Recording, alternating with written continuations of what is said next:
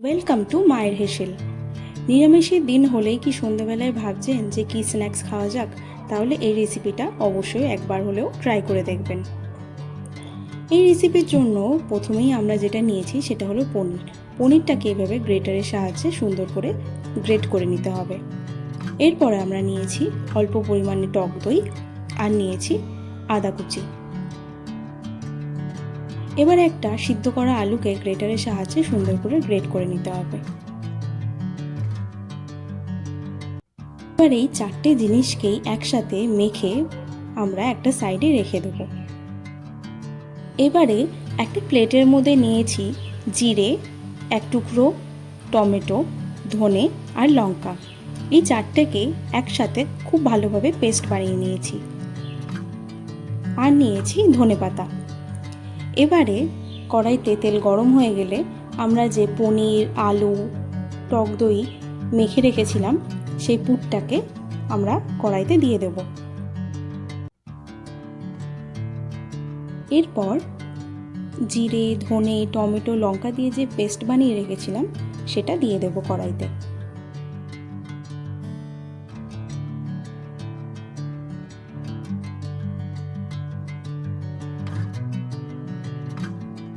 এরপর পুরো পুরটাকেই একসাথে কড়াইতে দিয়ে দেব।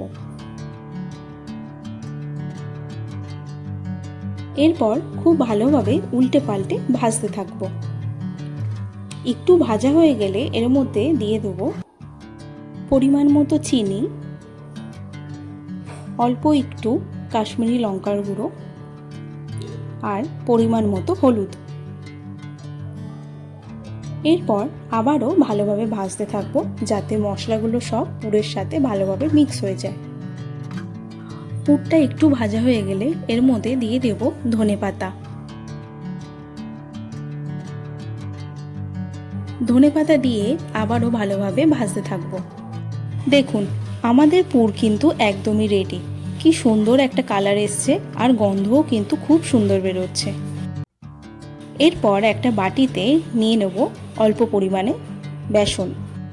তার মধ্যে দিয়ে দেব পরিমাণ মতো হলুদ, অল্প একটু কাশ্মীরি লঙ্কার গুঁড়ো আর পরিমাণ মতো নুন। পর জল দিয়ে যেমনভাবে বেসন গলে সেরকমভাবে গুলিয়ে নেব। বেসনটাকে যত ভালোভাবে গুলবেন তত কিন্তু খুব ভালোভাবে পেস্টটা তৈরি হবে। বেসন গোলা কমপ্লিট। এরপরে নিয়ে নিয়েছি পাউরুটি। পাউরুটিগুলোকে এইভাবে ভালোভাবে কেটে নিতে হবে স্যান্ডউইচের আকারে।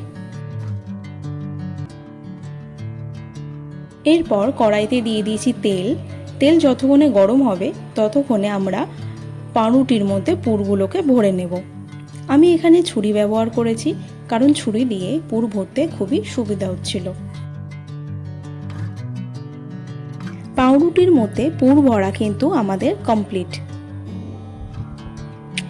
এরপর যে বেসন গুলে রেখেছিলাম তার মধ্যে উল্টে পাল্টে পাউরুটিগুলোকে ডুবিয়ে নেব। এদিকে কড়াইতে কিন্তু তেল গরম হয়ে এসেছে। একটা একটা করে স্যান্ডউইচ তেলের মধ্যে ছেড়ে দেবো। এখানে আমি বড় কড়াই ইউজ করেছি বলে দুটো করে একসাথে ভাজছি।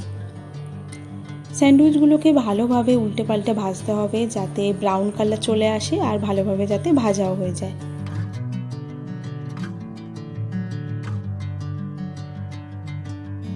সুন্দর করে ভাজা হয়ে গেলেই কিন্তু কমপ্লিট আমাদের নিরামিষের দিনের সুন্দর একটা খাবার পনিরের স্যান্ডউইচ। এটাকে আপনারা সস, স্যালাড বা মেয়োনিজের সাথে সার্ভ করতে পারেন। রেসিপিটা কিন্তু খুবই ইজি ওয়েতে বানানো। ঘরে একবার হলেও ট্রাই করে দেখবেন। কেমন হয়েছে অবশ্যই কমেন্টে জানাবেন। ভালো লাগলে চ্যানেলটি সাবস্ক্রাইব করবেন।